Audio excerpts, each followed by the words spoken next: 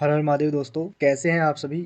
I hope कि आप सभी अच्छे होंगे। शुरू करते हैं एक नए सब्जेक्ट को, digital electronics and computer organisation. आपकी फर्स्ट यूनिट है लॉजिक गेट्स एंड सर्किट। इसमें हम शुरुआत करेंगे बूलियन अलजेब्रा से। तो बूलियन अलजेब्रा पहले जान लेते हैं है क्या। बूलियन अलजेब्रा एक मैथमेटिकल लॉजिक है। इसमें हम दो वैल्यू पर काम करते हैं, या तो ट्रू या फिर फॉल्स, या फिर जीरो या फिर वन। पहला पॉइंट है Boolean algebra is use for analyse and simplify the digital circuit और डिजिटल गेट्स। जो बूलियन अलजेब्रा है वो डिजिटल सर्किट को एनालाइज और सिंप्लीफाई करने के लिए यूज होता है। डिजिटल सर्किट क्या होते हैं? जो भी चीज इलेक्ट्रिसिटी से चल रही है वो आपकी डिजिटल सर्किट में आएगी, चाहे आपकी रैम हो, रोम हो या फिर सीपीयू हो। सेकंड है Boolean algebra is a mathematical logic. It has only to values, true और फॉल्स। जैसे कि मैंने आपको पहले ही बताया, ये दो वैल्यू पर काम करता है, ट्रू या फिर false. It is use only binary number 0 और 1। ट्रू का मतलब है 1, फॉल्स का मतलब है 0। 1 represent true and 0 represent false. Boolean algebra is discovered by George Boolean 1954। तो जॉर्ज बुली जी ने बूलियन अलजेब्रा की खोज करी। वैसे खोज तो इन्होंने नहीं करी थी, खोज तो किसी और ने करी थी, लेकिन इन्होंने बाद में थोड़ा सा मॉडिफाई किया। लेकिन इनको ही बोलते हैं बूलियन अलजेब्रा के पापा। Boolean algebra is use for reduce the number of logic gates. तो लॉजिक गेट्स होते हैं, आगे पढ़ेंगे हम लॉजिक गेट्स के बारे में। तो उनको उनके नंबर को रिड्यूस करने के लिए बूलियन अलजेब्रा का यूज होता है। लॉजिक गेट जो होते हैं बेसिक तो तीन तरह के होते हैं, एंड और नोट। आगे देखेंगे इस बारे में। अब नेक्स्ट लाइन की ओर बढ़ते हैं। In Boolean algebra 3 logical operation are mainly perform, and or and not. 3 operation होते हैं इसमें। एंड ऑपरेशन होता है, या फिर और ऑपरेशन होता है, या फिर नोट ऑपरेशन होता है। 1 का मतलब है यस, ऑन और हाई। 0 का मतलब है नो, ऑफ और low. Use in development of digital electronics. It is also, ये तो आप पढ़ लेना, ये तो सब थ्योरी है। It is also use in set theory and statistics. Set theory आपने पढ़ी होगी, नहीं तो आप पढ़ लेना। मैथ में है आपके फर्स्ट चैप्टर ही सेट थ्योरी, उसमें होता है यूनियन अल्ट्रासेक्शन। तो वही है कंजक्शन, डिसजक्शन और नेगेशन। यही ऑपरेशन इसमें जो है बूलियन अलजेब्रा में यूज होता है। The basic operation of Boolean algebra as follow. 3 operation होते हैं इसमें। कंजक्शन यानी कि एंड ऑपरेशन, डिसजक्शन यानी कि और ऑपरेशन, नेगेशन यानी कि नोट ऑपरेशन। अब मेन आपका शुरू होता है लॉजिक गेट्स। लॉजिक गेट्स क्या होते हैं? 2 इनपुट आते हैं इसमें और 1 आउटपुट आता है। बेसिक लॉजिक गेट 3 तरह के होते हैं, बाकी 2 इसमें आपके नंद और नोर गेट, ये आपके यूनिवर्सल गेट हैं। और एक्सओर और एक्सनोर, ये एक्सक्लूसिव बोल देते हैं इनको, या फिर मैथमेटिकल गेट्स भी बोल देते हैं। सबसे पहले इनका सिंबल याद कर लेते हैं। जैसे एंड गेट है, एंड गेट में लास्ट में डी आ रहा है ना, तो इसका सिंबल भी ऐसे होगा डी। और गेट है, और गेट में आर आ रहा है, तो रॉकेट की शेप ऐसे होती है ना, तो इसका सिंबल भी होगा ऐसे करके कुछ बनेगा। ये थर्ड टाइप का गेट है नोट। नोट में कुछ नहीं है, नोट में ऐसे बनाना है आपको तीर की तरह, और इसमें हल्का सा जैसे आइसक्रीम में ऊपर वो लगे होते हैं ना, तो ऐसे ही इसमें हल्की सी बिंदी लगा देनी है, बस। ये नोट गेट की खासियत क्या है? इसमें एक इनपुट आएगा और एक ही आउटपुट जाएगा। बाकी सब में 2 इनपुट आएंगे और एक आउटपुट जाएगा। देखो यहाँ पे मैंने बता रखा है logic gates, basic gates and or not होते हैं। Exclusive gate XOR, XNOR. Universal gate NAND gate होता है, नोर गेट होता है। अब नेक्स्ट टॉपिक है हमारा ट्रूथ टेबल। ट्रूथ टेबल से ही हम डिसाइड करते हैं कि इनपुट क्या जाएगा और आउटपुट क्या जाएगा। ट्रूथ टेबल में ये सब चीज बताई गई है। देखिए जान लेते हैं, ये सब थ्योरी आप पढ़ लेना। इसमें 3 ऑपरेशन होते हैं। एंड यानी कि डॉट ऑपरेशन लगेगा, और यानी कि प्लस ऑपरेशन लगेगा, नोट यानी कि कॉम्प्लीमेंट। कॉम्प्लीमेंट का होता है उल्टा हो जाना, 0 होगा तो 1 हो जाएगा, 1 होगा तो 0 हो जाएगा। आगे देखते हैं, ट्रूथ टेबल आ गई है एंड की। देखो इसमें 2 इनपुट आ रहे हैं, ए और बी, और एक आउटपुट आ रहा है 0। तो ओ बराबर क्या होगा? A dot B. अब देख लेते हैं, जैसे यहाँ पे ए है, यहाँ पे बी है, आउटपुट है ओ। तो अगर ए में 0 है और बी में भी 0 है, तो ए डॉट बी यानी कि 0.0 क्या होगा? 0 होगा ना, तो 0 हो गया। अगर ए में 0 है, बी में 1 है, तो 0 इंटू 1, 0.1 क्या होगा? 0 होगा, 0 हो गया। 1.0 0 होगा, 1.1 1।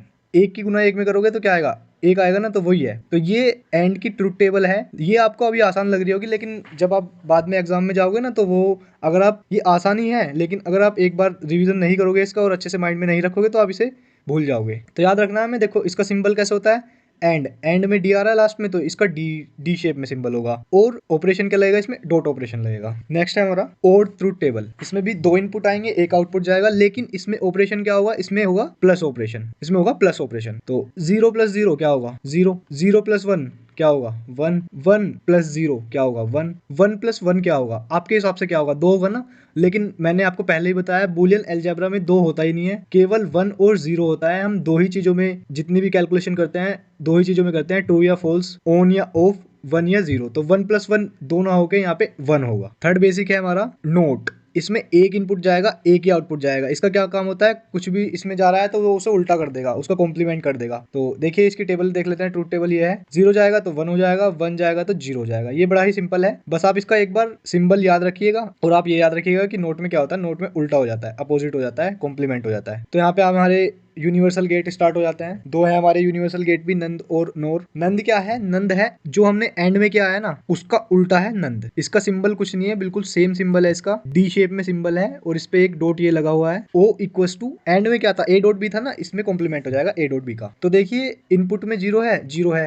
अब 0.0 क्या होगा, 0 होगा ना, लेकिन इसमें क्या होगा, उल्टा हो जाएगा 1। 1.0 0 होगा, लेकिन इसमें क्या हो जाएगा 1। 1.0 क्या होगा, 0 होगा, लेकिन इसमें हो जाएगा उल्टा 1। 1.1 क्या होगा, 1 होगा, लेकिन इसमें उल्टा हो जाएगा 0। यही खेल है बस इसका। नेक्स्ट हमारा नोर, सिंबल वही रॉकेट वाला, और वाला सिंबल, और उसमें एक बिंदी लगी हुई है बस। इसमें क्या होगा, a प्लस बी का कॉम्प्लीमेंट हो जाएगा, यानी कि जो भी और में ऑपरेशन हुआ है उसका कॉम्प्लीमेंट हो जाएगा इसमें। इसमें देखो इनपुट 0 आया, 0 आया, 0 प्लस 0 क्या होता है, 0 होता है, तो इसमें क्या हो जाएगा 1 हो जाएगा। 0 प्लस 1 क्या होगा, 1 होगा ना, लेकिन इसमें क्या हो जाएगा 0 हो जाएगा, क्योंकि ये कॉम्प्लीमेंट होता है और का। 1 प्लस 0 क्या होता है, 1 प्लस 0 होगा 1, लेकिन इसमें कॉम्प्लीमेंट हो जाएगा 0। 1 प्लस 1 ये भी 1 होगा, लेकिन इसमें क्या होगा, इसमें कॉम्प्लीमेंट हो जाएगा 0।